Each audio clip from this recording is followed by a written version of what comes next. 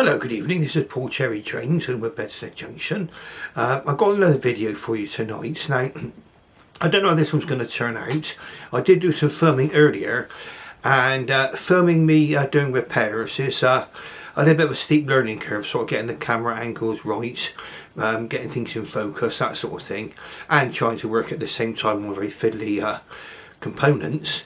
But what I've done actually is hopefully I've repaired my BR Standard Class 4, the split chassis model.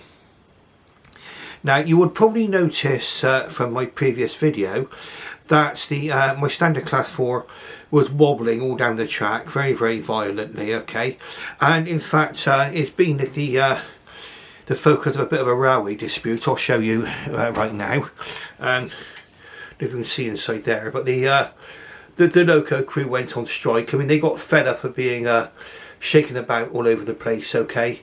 You know, there they are there, my poor little loco crew. Alright, so anyway, they're a lot more happy now. Now, how did I fix the wobble? Now, this is a very common complaint with Bachmann models of this era, especially the Standard Class 4s. Now, my first Standard Class 4 actually destroyed itself over this problem, and it's the way that the wheels were constructed. So it's got nothing to do with it being split chassis. So all of you anti-split chassis people, don't all jump on your keyboards right away. It's the wheels, and there's a strange affliction.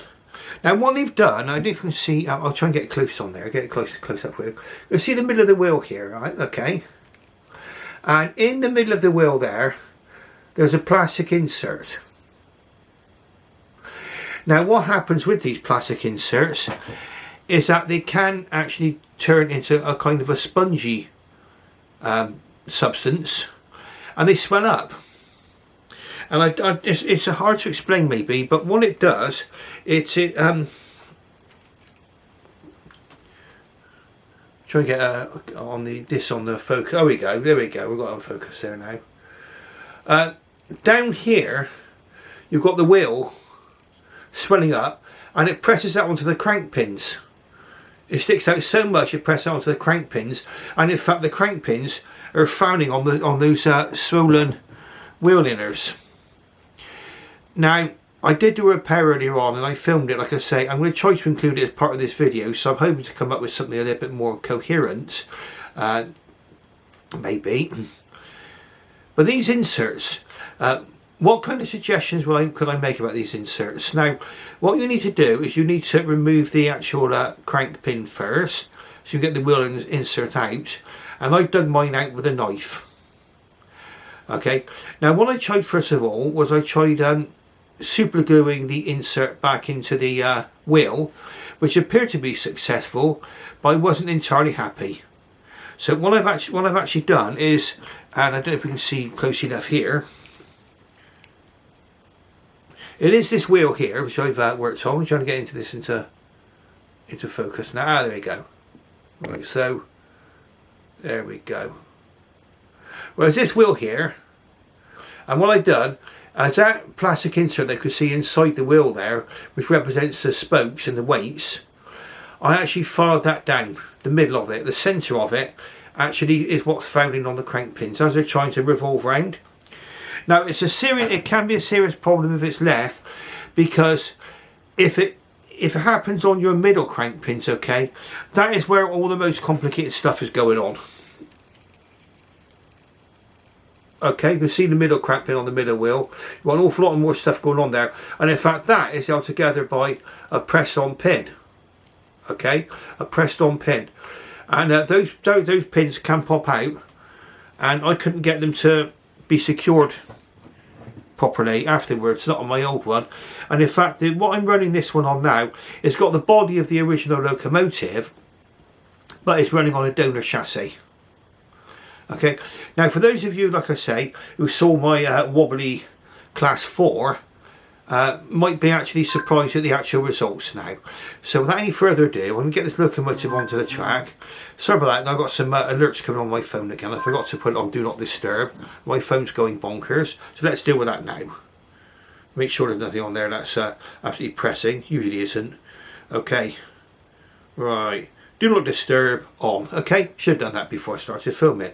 Oh, and for the more observant of you, you may have looked behind me at my calendar here, my steam railway calendar, and that's been on May for the last couple of months. Okay, so I've now actually turned that round to July. I don't use that one as a year planner. Actually, I do it because I like the actual the photo, looking at the photos. And let's have a look and see what we're looking at here. It's steam on rails and steam on the water.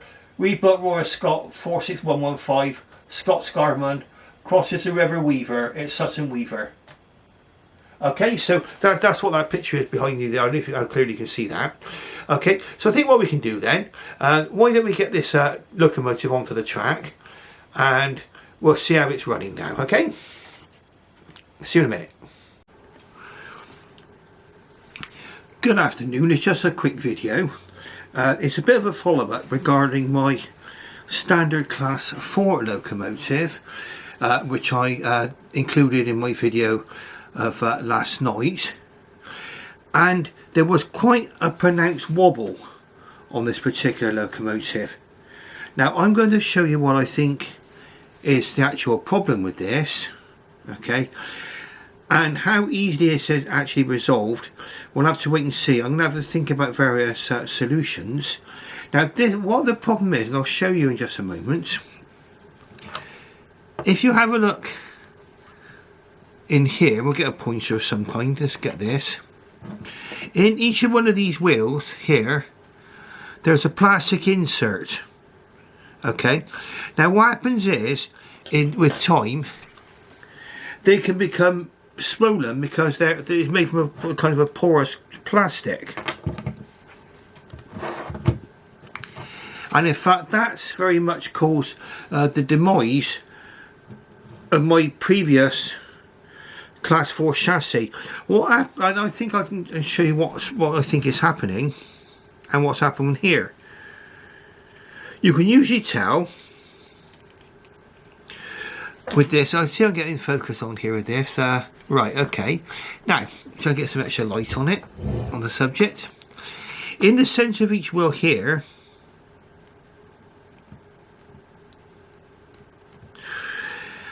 if these are all like lying flat, okay, lying flat inside the wheel, okay, you see there and there that one is. This one isn't.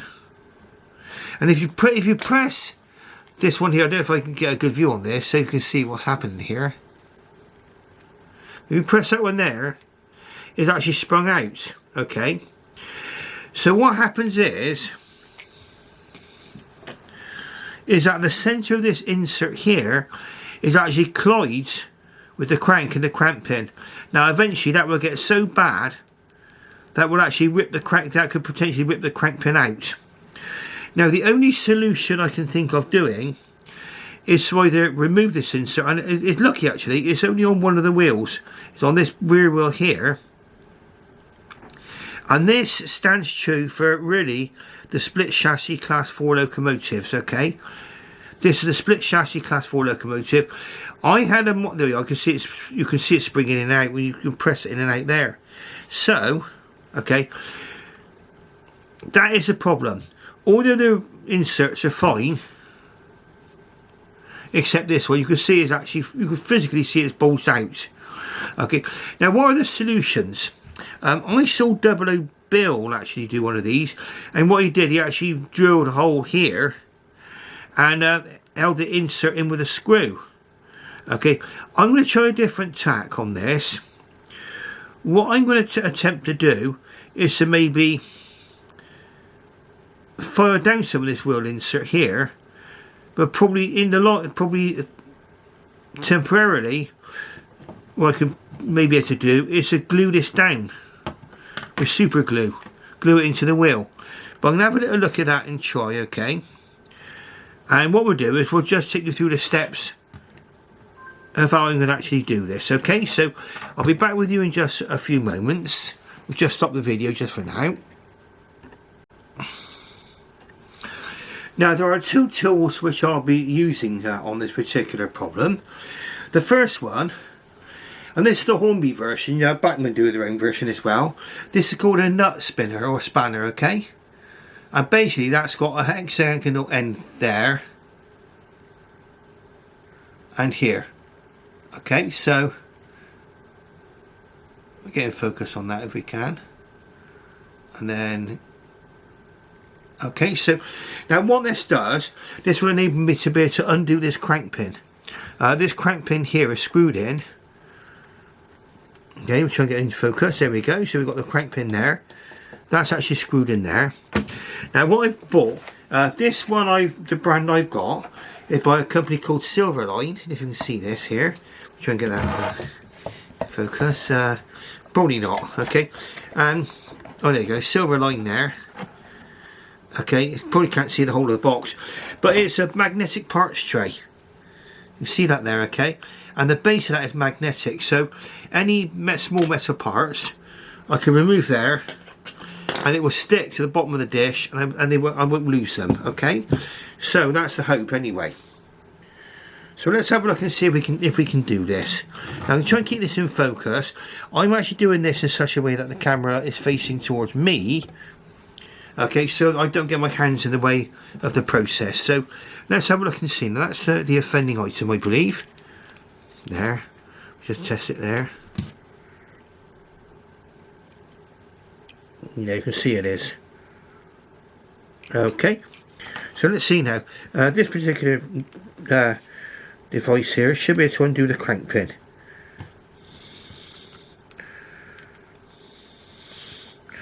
Now I'm going to undo this over the tray. Yeah, if you can see this, I'm trying to. It's hard to get focus on this actually. But what we're going to do is we're going to. There we go. We've got focus on it now. So we're going to do this crank pin over this, over the magnetic dish. So everything's got a bit of a focus. This is a bit of a steep learning curve for me, filming like this. Right, so now we've got the part there firmly in the dish. If you can see it in there, but it's I promise you, it's firmly stuck to the bottom of the dish. Okay, that's going nowhere.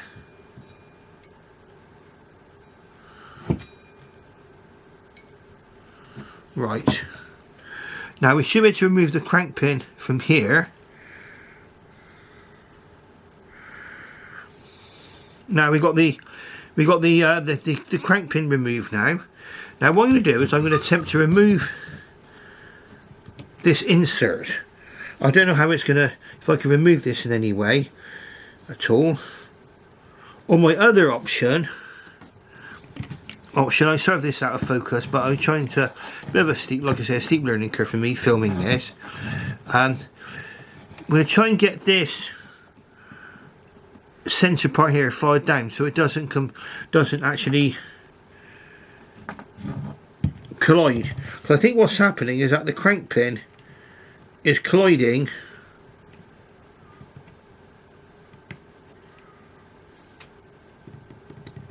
with the centre of that wheel. Okay, well, so we'll come back in just a moment and we'll have a look and see what we do to get around this. Right, so what I've been able to do now is I've actually managed to remove the wheel insert. Let me get that into focus for you. There it is, okay. And you can see clearly, I mean, let's try and get this into focus for you now. And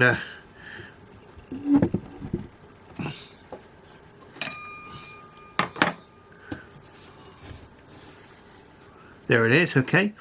So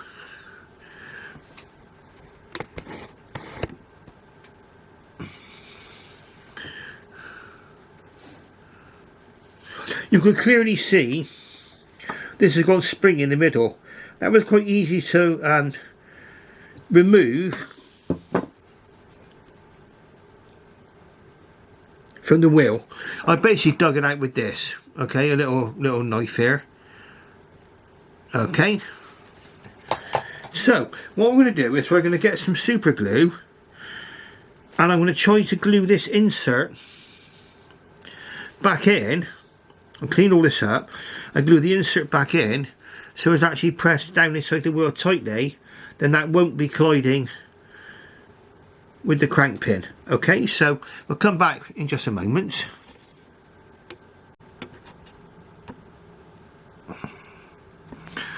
Okay, so just to recap then, what I've done is I've actually taken out this insert here from the wheel, okay, and I've glued it back in with super glue. Okay, so it should by rights be firmly attached in the middle now. Try and get focus on that. Okay, so that isn't now poking out, that middle bit isn't poking out and interfering with the crank pin. Okay, so the hope is now, once I've actually got the locomotive back together again, it should be getting back to its levels of performance it should be.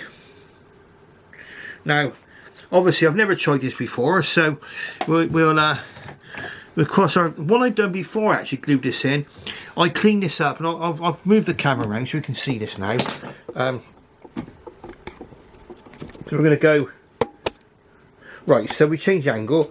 I've used something called Ambersil, which is a contact cleaner.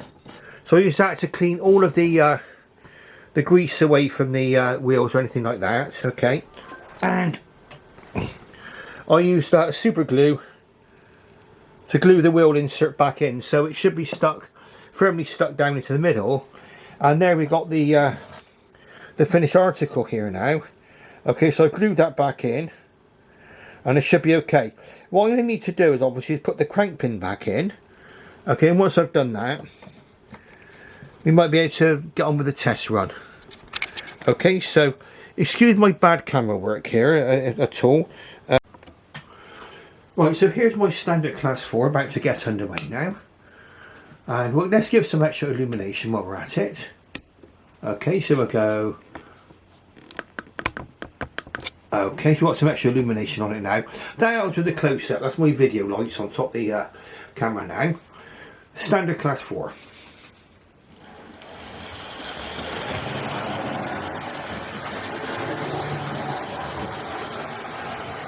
Now you probably will observe as this come around the track now.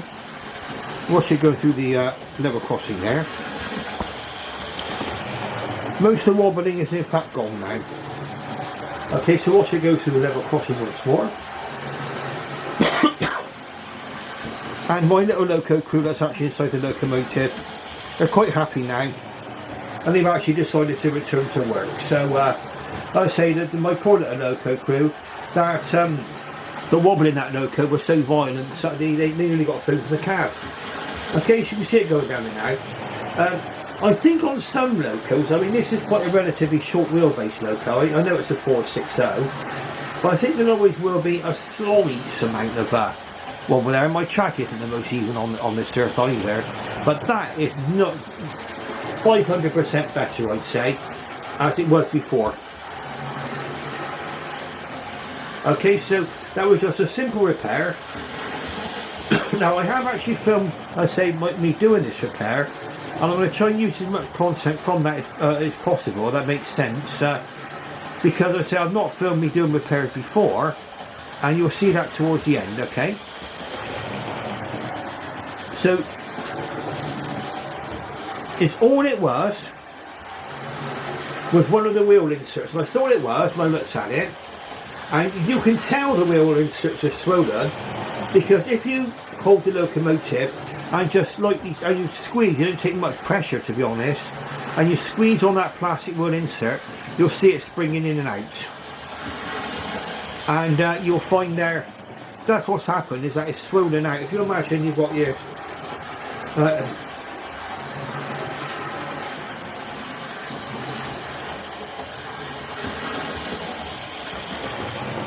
bit of a crude explanation, but I'll just show you what I mean. Now, let's have a look. What should we do?